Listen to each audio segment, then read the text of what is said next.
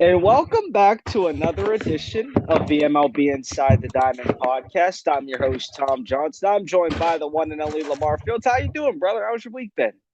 Pretty good in yours? It's getting better. It's getting better. Uh, So far, there's been a lot of news with baseball. I know that spring training is starting to get into full gear, but more importantly, the World Baseball Classic is getting into full gear. And it's been a crazy first couple of days in the WBC for plenty of reasons. And looking at how pool play has started out.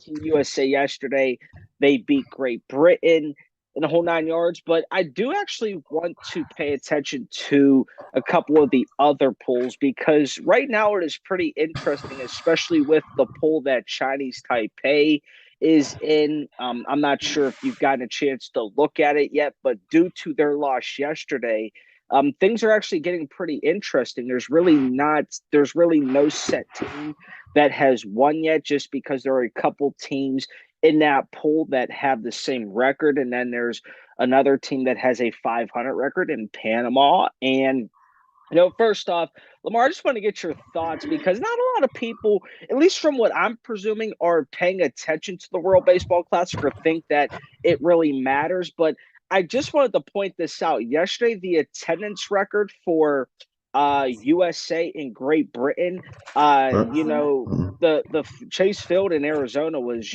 sold out. Like there was almost 40,000 people on tap for it. And for people that want to say, it's the World Baseball Classic, what are your thoughts on that? Do you think that, people selling, these stadiums out, I mean, think about it this way, even whenever Japan doesn't play, the Tokyo Dome still has people in it. It's just, it's more filled when Japan plays, and it's with Chinese Taipei and their poll, their stadiums are pretty much sold out. So, what are your thoughts on that? Do you actually think that this really does matter? Yeah, got it. You want to see a full stadium always matters. You want to see the full stadium anytime you turn on TV for any sport. Um, it's also say people want to go support the country and people want to support baseball and say they've been to a World Baseball Classic. What happens? What once every It was it happens 4 or like two every years? three or Yeah, 4 years. yeah, something like yeah. So yeah, I think it's good. Oh, it's phenomenal. I think that, in a lot of ways, seeing what's transpired in the early stages of, pool play and everything, because, seeing Chinese Taipei perform in the way that they've performed recently actually shows a lot. Japan, they are, they're just their team Japan. They know how to play baseball. They are the team that has the third best odds right now to win it all. I also want to, take a route down this way. Everybody always has those first couple teams that just say, "Oh, they're gonna be there. They're gonna play, and they're gonna just be in it." Last night was a perfect example of just because it's on paper doesn't necessarily mean it's going to amount to what it amounts to, because Venezuela and the Dominican, they played yesterday and Venezuela won. And we all see how loaded the Dominican team is. What do you, it, there's got to be a reason that these teams play. And I'm not just specifically saying Venezuela and the Dominican, but there's always a reason that these games are played on the field and not just you look at the paper, because it is proven that this is March, and like anything else in sports, the impossible can literally happen. What are your thoughts on that? Do you think that a lot of teams are actually coming to truly play? Because even whenever you have say the front runners, that kind of does put a target on your back, because that tells other teams, oh, you're counting us out. Yeah, I think teams are coming to play because they're playing for their country, playing for the names on the front of the jersey. Yeah, if baseball's there, you can have a stacked team, but if they're not hitting, and they're all in a slump. It can go a different way. But if you got 3, 4, or 5 of those guys on point at one time, it could be dangerous. No, absolutely. I actually couldn't totally agree more. Just looking at some box scores of what's happened in the past week of pool play here uh, in the World Baseball Classic, you have nobody would have ever thought, Australia beating Korea 8-7, the Netherlands beating Panama 3-1, and Panama beating Chinese Taipei 12-5. Now that took place on Wednesday. And then on Thursday, of course, Japan beats China 8-1. But then out of all things, in this game went in 10 innings, but Italy beating Cuba 6-3. And then you have the Czech Republic beating China 8-5 and Cuba beating Panama 13-4.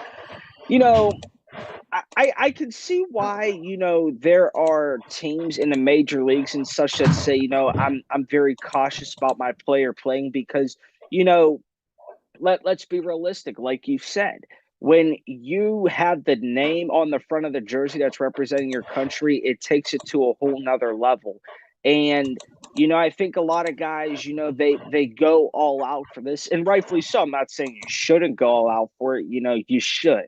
You were asked to play for your team based off of your team thinking you are good enough to play, and it is your choice. But I think that it goes to a different level. I think it's great, whenever you see this tournament, every 3 to 4 years, and you see that some of these teams are getting better and better and better.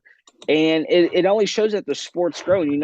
I do recall that the announcers yesterday for the Great Britain and USA game, they were saying how there were people in the bars in France at 2 in the morning just watching Great Britain play. And although that specific area of the world, they're more known for their soccer, it does go to show that hey, we are welcoming baseball. And in a lot of ways, it's phenomenal to see these teams and where they're going and how they're going about it. I think it goes to show, that nobody's just going to go down without a fight. And I think that that's the best overall thing. Now, it does stink whenever you do have some guys, like a Clayton Kershaw or Nestor Cortez that were going to play for Team USA and injuries just kind of got the better of them and they just figured it might be better to, take the rest and this, that, the other. But, overall,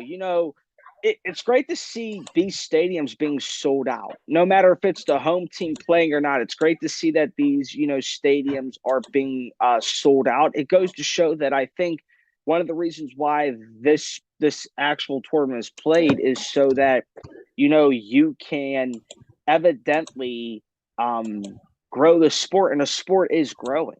I remember a few years back where Chinese Taipei would get knocked out in the first couple rounds. And now they've actually had a couple monumental wins for not only just their region, but, just that national team. And it goes to show that, hey, overall, we're willing to collectively work together to make sure that we're putting the best players forward. But did you get to watch the Team USA Great Britain game yesterday? No, I didn't get a chance to check it out yet. I was out running around.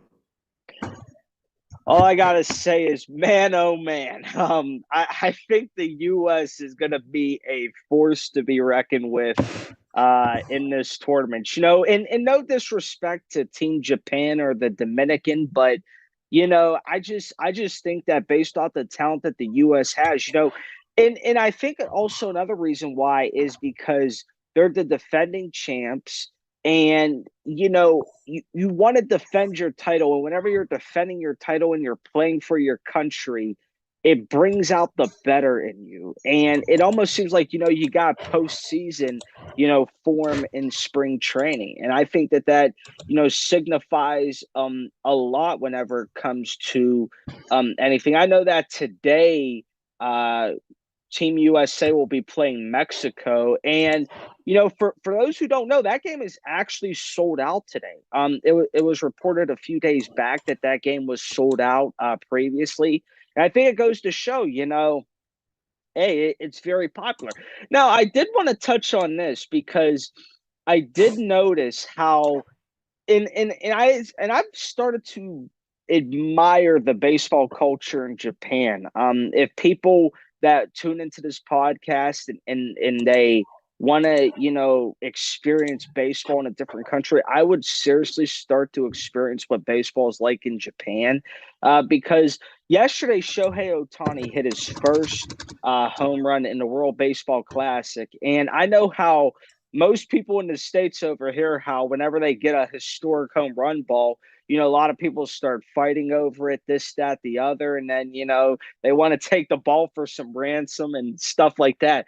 The people in Japan, they were passing the ball around like very politely, very respectfully. People were taking photos of the ball and just showing that hey, we all came here to witness this together.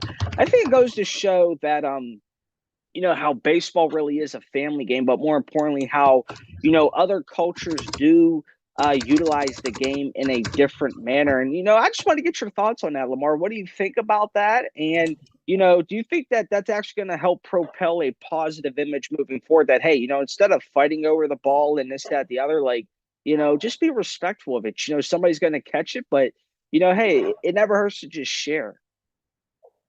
Yeah, no need to foul a ball in baseball. Yeah, pretty much all to be said. Oh, yeah. It's I admire, just the culture and the way that, Japanese go about playing the game, because let's be realistic here. Some of the biggest stars in Japan recently have started to come over to the States and play, the likes of Hideki Matsui, Hideo Nomo, Ichiro, most recently Shohei Ohtani, you have Daisuke Matsuzaka. You Darvish, his name came to mind because he's with the Padres, still and signed a new deal with them and stuff. But I just like, I just always have started to admire just like the way that their pitchers got it. And I'm not sure people understand this, and we may have talked about this briefly on another episode. But there's a way that, Japanese pitchers, how those baseball players go about their pitching mechanics and delivery, because from what I've started to uncover, and this is from, looking up videos and actually doing research on it, is, the way that they pitch over there is far different compared to the way Major League Baseball does it with their pitchers over here. I believe that in Japan, um, every pitcher just gets one start a week. So it's like you're going on the mound every seventh day or whatever the case is. So it's like they're able to put more of a brunt of a workload on you. Whereas, in the States here, you're going every fifth day. So you're probably going to get two starts or so in a week, depending on where you fall in. And, it's kind of tough to make that transition. I think you've seen how and it's not really talent wise, it's just the workload different. You see how some guys have, come from Japan and they come to the States and they play and they pitch in Major League Baseball. And it's kind of like, the work, it kind of, the change of scenery, it takes a while to like adapt to because you're so used to, pitching for say a game a week. And now over here you transition to at least two starts every 5 days. And, it's just that workload could be something different. What have you noticed about, the game compared to Japan to the States and, stuff like that? Yeah, definitely the starting pitchers don't pitch as much as they do in the States. And, well, also help with longevity, too. I mean, pitching every 5 days, pitching, what, once a week, you said, right? Yeah, yeah. Yeah, so, yeah. But when they come over here, they seem to adapt pretty well. There's things you can do. There's things you can do to get your arm strength, get your lower body strong. I know Roger Clemens used to always stress on his lower body when pitching instead of using his arm, which is probably one of the reasons why he never really had a lot of arm troubles. I also like how, some players that play in the major leagues, they like return a favor. And like you hear how, oh, yeah, even after like they played in Major League Baseball, they've gone over to Japan and they've been playing for the past X amount of years in the Japanese professional leagues. And, and then whenever you hear stories about that, stories about those players doing it and how they say, oh, it's so great to have experienced this and stuff like that. It just shows, the power in the unity that, hey, your players are willing to come here, our players are willing to go over there. And, they see that, the workload's a little bit different. I do know, especially from the pitching standpoint, most Japanese pitchers that pitch over in Japan, they're so used to, like throwing 130 plus pitches in their starts because they're only going to make that one start. So it's like that. And I wonder if that, particularly has to do with why they have their mechanics and their delivery the way that they do, because, they know that that's going to happen and how that easily transitions to over in the States because, it's just you only know if you've experienced that. But I've come to really start to embrace the baseball culture. I actually really want to, later on in my life, actually go over to Japan and experience a game or two, just because you see the atmosphere. It doesn't really matter who's playing there, but you see the atmosphere. You see how they have different chants for different players, how their fans are really engaging in everything. You go over here and you see a lot of people on their phones, but like yesterday, whenever I see people, like passing Shohei's home run ball around, there was a guy that like completely just like looked as the ball passed, but he was like reading something. He's reading a little book, and I'm like, dude, this is awesome. Like they always find a way to keep themselves very interactive, and they bring a different element to the game. And it wouldn't shock me, in the future, if Major League Baseball in Japan came up with a partnership or agreed to a partnership where, MLB teams, go over and play, the Japanese professional teams over there. And like, whether it's exhibition or regular season and vice versa, you have teams from the Japanese professional leagues that come over and play teams from the US. That would be really interesting to actually see that occur, just so you can see the different, talents, the different, folks that have talents and they possess, and to see how they would interact, and to see the similarities and the differences between the games. Yeah, for sure. Now we can let's see here. We're going to move to a little bit of college basketball, just because that's pretty much all I had for baseball, just because, considering it's really in spring training. They're all that's really happening, that's really for real, is Team USA, and they have another matchup against Mexico today. And the fact that Kyle Schwarber went yards yesterday. But news has actually broke, before we break the basketball, is news broke that Bryce Harper would probably be back by like the All-Star break or around that. And just want to get your thoughts on that really quick, about how that injury he's dealing with can actually be monumental, because you got to look at it, if he comes back around the All-Star break, that's in July. So that's like March 31st and all of April, May, and June, and then like mid-July. And that's at least a fair amount. Sometimes it's around half the season he's messing with that injury. Yeah, that's about the timetable though. So, but it'll do Philly some good. And after All Star break, they get that extra power and bat and leader in their lineup.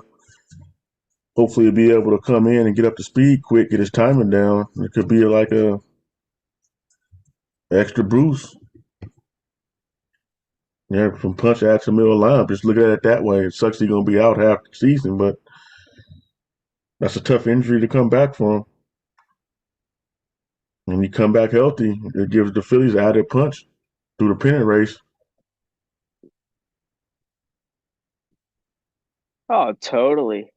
It's just sometimes like, and let's be realistic here about like how the Phillies actually caught the momentum that they caught last year. Because think about it this way: whenever baseball was at the All-Star break and everything, nobody actually thought that the Phillies were actually going to make any noise. And then what happened was, in the last 2 weeks, they went on a monumental winning streak, caught so much momentum. and found themselves right in the thick of things. And everybody wanted to say, well, how did they do that? And the real true answer was they just went on a winning streak at the end of the season. So, I like how in baseball, much less any sport, you can't say it's over until it's over because nobody predicted the Phillies going on that winning streak. Nobody predicted the Phillies to do what they evidently did do. And, it's just you can't count nobody out for the count, and it's funny Mm-hmm. how I say that because you really can't. I'm a firm believer in sports. It's never over until it is actually over. And, so many people want to say, oh, like in a basketball game, oh, 10 minutes left, oh, we're done. Like, no, there's 10 minutes left in the second half. Like there's still a lot of game left to be played. I mean, I'm not sure if you've been catching any of these conference tournaments, um, but I've been watching the Big Ten tournament. I must say, man, Penn State is a prime example of it is never over until it is over, and you just got to give kudos to where it's due. And I like how Jalen Pickett really was putting this into perspective yesterday during his post game presser. He was like, yeah, we've been here in Chicago, but technically we've had 3 straight road games because whenever you're facing Indiana, you're facing Northwestern, and stuff like that. You're facing so many teams that are close to here that or surrounding here that it's like it's their home field advantage over you. And what do you know? Today they got to face Purdue in the Big Ten championship, and Purdue's not that far from where Chicago is in West Lafayette, Indiana. And you got to ask yourself is that's technically another road game because the crowd's going to be totally mostly pro Purdue. And I just think it goes to show, that this is March. Anything really unexpectedly can and will happen. But it's fun to see the ride that some of these teams are on. And I think it goes good for the sport. uh, Whenever you're watching any sport in particular, whether you're a fan or you just have general interest, do you get more bored when the same teams just constantly are winning, or do you actually get more interest in the tournament when a team that is not expected to advances, and it draws your interest because okay, finally a team that really wasn't expected to come this far has. That's the love of the tournament. I mean, the favorite don't always win these tournament games. That's what makes it more appealing. Everybody want to tune in. So always that lower seeded team that's gonna make that run to the Elite Eight. It's exciting. One game situations, man. Anything happen in one game? Foul trouble, injury, guy just not having his best game. That's why you love March Madness. Totally. I mean, just thinking about it, just in the Big Ten tournament alone for Penn State, okay, like they had to go on, like they had to finish the season going on the road to Northwestern, beating them by 3, beating Maryland at home by a buzzer beater 2-pointer that just made it before the buzzer went off, and then you had to face Illinois, Northwestern, and Indiana, 3 teams that have very dominant geographical location to where Chicago is in a Big Ten tournament, and you got to face Purdue for all the marbles today. It is crazy, but I think it goes to show the resilience that these teams have. That they go in there with, yeah, it's on the road, but then you got to think to yourself, okay, this might be on the road, but this is technically also a road game because of who we're facing. Their crowd's probably going to show up more because of where it's all at. And that goes to show a lot of different things. And I think it goes to show, your best basketball gets played now. You might think your best season was played, but your best basketball was played now. What are your thoughts on that? Yeah, gotta get. You want to play your You want to start playing your basketball closer to the conference tournament time. So you're going into a tournament. You're already on a hot streak. I can't remember what year it was, but the year that Connecticut had Kimber Walker, they went into the conference tournament, and I picked them to win. They won that year. I always say in March Madness, You gotta have like a one. You guys, if you have a one superstar player or star player, and you play tough defense, you got a chance to win. And also shoot the three. If you can shoot the three and play defense, I don't care how what kind of school, what kind of how small the school is, or what seed you got. If you can shoot the three and you play tough defense, you're always going to have a chance to win against anybody. I would say it had to be around 2010 or so because it says that he was picked ninth overall by the Bobcats in the 2011 NBA draft. And UConn's known to have a pretty good team from time to time. That's what I love about the NCAA tournament is, you know, Cinderella stories are made.